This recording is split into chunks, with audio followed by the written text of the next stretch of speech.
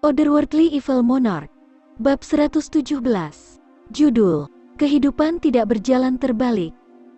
Iya, ini dari dia. Mu Suetong mengangguk saat dia menjawab. Dia merogoh saku dadanya dan mengeluarkan selembar kain. Dia memberikan ini padamu untuknya? Mengapa aku tidak tahu tentang ini? Kenapa kamu tidak memberitahuku lebih awal? Xiao Han tiba-tiba sangat marah. Pembuluh darah di mata merahnya terlihat jelas dan tinjunya terkepal. Seperti yang kamu katakan sebelumnya, kamu bekerja dengan aku. Apa status kamu dan apa statusnya? Apakah dia perlu memberitahu kamu tentang keinginan dan tindakannya? Kamu menjadi konyol sekarang. Mu Suetong memandang rekannya dengan jijik. Berikan itu padaku. Tubuh Xiao Han melintas ke arah tubuh Mu Suetong, dan dia mencoba merebut kain itu. Mu Suetong segera memasukkan kembali kain itu ke sakunya. Tubuh mereka menjadi bayangan, dan sedikit cahaya biru mulai muncul dari tubuh mereka. Siluet mereka tampak membentuk lingkaran, saat kedua pria itu mulai saling menendang dan meninju. Tabrakan mereka menghasilkan suara nyaring, sementara kekuatan yang mendasari serangan mereka menimbulkan angin yang tajam dan bergejolak. Kecepatan mereka sangat cepat sehingga bahkan Jun Wuyi, seorang ahli Sky Xuan, hampir tidak bisa membedakan kedua pria itu. Namun, ini tidak berarti bahwa kekuatan Jun Wuyi berada di bawah orang-orang ini, dan sebaliknya, sekarang dia jauh lebih kuat dari mereka.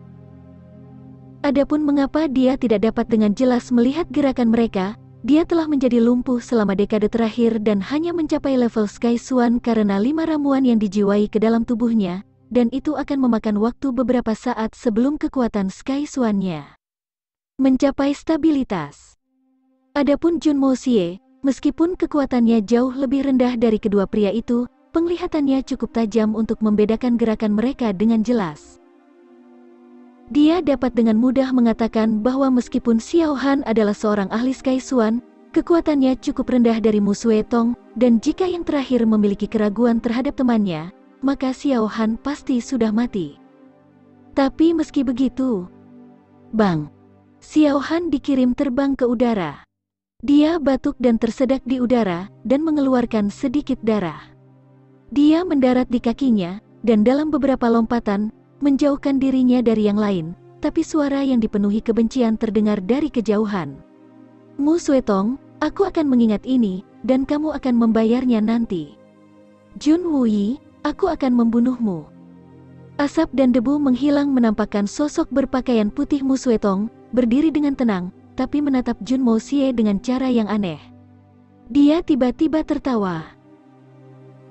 Wuyi, keponakanmu memang orang yang luar biasa. Serangannya benar-benar berhasil menimbulkan kerusakan serius pada Xiao Han, dan mengeluarkan setidaknya 20% dari kekuatan tempurnya. Jika tidak, aku tidak akan bisa menang dengan mudah hari ini.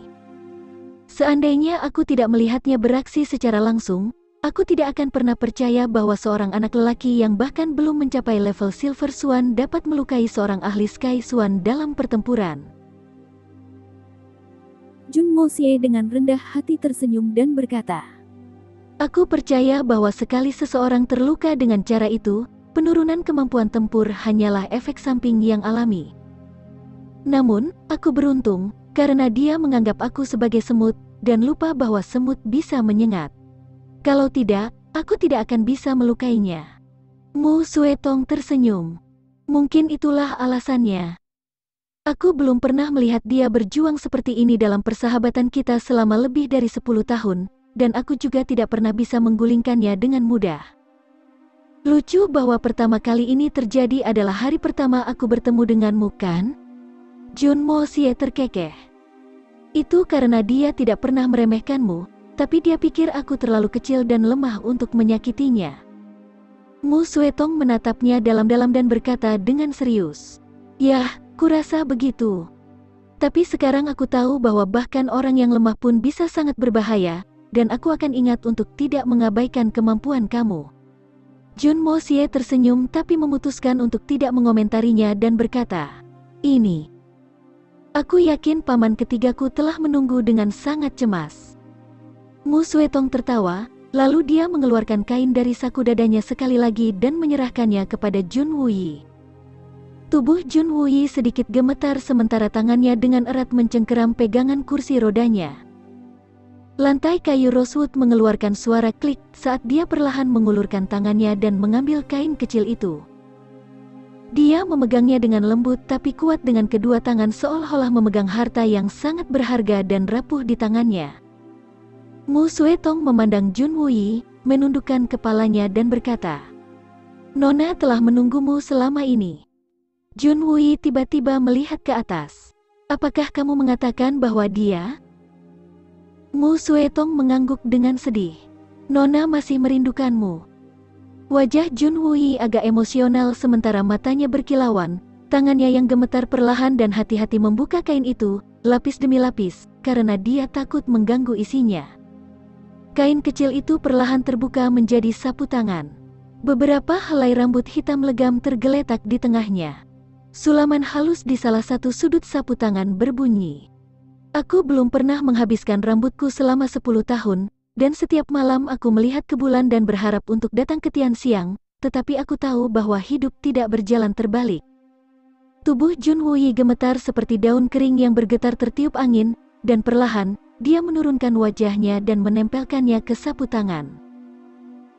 Dia menempelkan kepalanya ke rambut di kain, dan tidak mengangkat kepalanya sedikit pun. Lama. Mu Suetong menghela nafas dalam-dalam dan berkata, "Nona sedang bersiap untuk masuk ke Suan Dewa Tertinggi." Seluruh tubuh Jun Wuyi bergidik, tapi dia tetap tidak mendongak. Wajahnya menolak untuk berpisah dengan sapu tangan dan ternyata helai rambut itu telah menjadi seluruh alam semesta pada saat itu. Mu Suetong berdiri dengan diam dan tenang untuk waktu yang lama sebelum dia berkata, "Brother Wuyi, aku datang untuk menceritakan masalah ini kepadamu dan akan pergi sekarang." "Brother Wuyi, aku harap kamu dapat memahami situasi Nona, dan aku berdoa agar masa-masa sulit ini segera berakhir. Jangan putus asa saudaraku. Akan datang suatu hari." Kemudian, dia melipat tangannya dan berbalik. Jun Wuyi tidak melihat ke atas sampai pria itu menutupi beberapa kaki, dan dia berkata dengan suara parau, "Aku terlalu terharu dan lupa sopan santunku. Aku minta maaf karena tidak bisa mengunjungi rumahmu, tapi tolong sampaikan salam aku untuk Nona Sao Qian." Sao Qian adalah kekasihmu Suetong.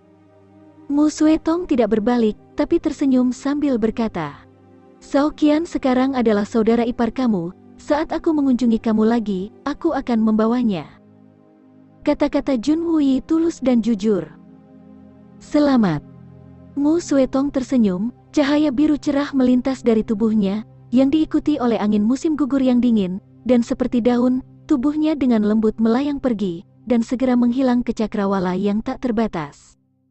Jarak antara langit dan bumi menjadi kabur saat tirai malam mulai turun. Jun Wuyi tetap duduk di kursi roda, sementara wajahnya masih menempel pada sapu tangan dan rambut yang ada di dalamnya. Pemandangan itu tetap tidak bergerak di latar belakang yang berangin, saat bayang-bayang malam perlahan meredupkan cahaya langit. Jun Mo Xie berdiri diam di satu sisi dan tidak bersuara, saat dia diam-diam menemani pamannya. Duo ini bahkan tidak melihat satu sama lain tetapi tahu perasaan satu sama lain. Bulan perlahan-lahan berputar di langit dan bintang-bintang bersinar terang. Hati Jun Wuyi akhirnya muncul dari ingatan masa lalu. 10 tahun penderitaan dan siksaan yang dialami hatinya terbukti dari suara parau yang ia ceritakan kepada Jun Mo Xie. 12 tahun yang lalu, keluarga Jun berada di puncaknya, dan Jun Zantian tidak terkalahkan dalam pertempuran. Semua orang takut akan reputasinya di medan perang, dan tidak ada yang bisa mengalahkannya. Dari 3 ahli waris laki-laki keluarga Jun, yang tertua, Jun Wu Hui, dikenal sebagai Komandan Putih. Dia bisa mengubah arah pertempuran apapun dengan melambaikan tangannya. Dia cukup dekat dengan Kaisar Tianxiang untuk mempengaruhi keputusan yang mulia. Putra kedua, Jun Wumeng, unggul dalam pertempuran dan kecerdasannya yang superior mengalahkan jenderal manapun dalam pertempuran. keluarga Jun berada di masa jayanya. Seluruh benua Xuan terkesan dengan kehebatan mereka. Jun Hui baru berusia 19 tahun pada saat itu dan berada di puncak masa mudanya. Muda, tampan, berbakat, luar biasa dalam seni bela diri, temperamen luar biasa dan percaya diri, dia menarik fantasi dan kasih sayang dari putri pendeta yang tak terhitung jumlahnya. Jun Hui berkelana ke pelelangan rumah Seng Bao untuk menghibur dirinya sendiri, seperti temperamen anak muda. Tapi di dalam pelelangan, dia bertemu dengan seorang gadis muda berbunga-bunga. Keduanya bertukar beberapa kata dan menanamkan kesan yang baik satu sama lain. Tak lama kemudian, mereka berdua melakukan tur keliling negara Tianxiang, bergandengan tangan. Burung bebas, Jun Hui dan gadisnya, Han Yan Yao, sering bepergian ke luar negeri bersama-sama, dan perasaan mereka terhadap satu sama lain semakin dalam seiring waktu. Akhirnya, keduanya jatuh cinta, dan tentu saja, berita itu menyebar. Setelah beberapa saat, beberapa pria misterius muncul di Tianxiang untuk mencari Jun Hui. Jun Hui sedang bepergian ke luar negeri bersama Han Yan Yao, tetapi orang-orang ini menyerang keluarga Jun tanpa menghiraukannya. Jelas bahwa orang-orang ini tidak takut pada keluarga Jun, meskipun itu pada masa puncaknya.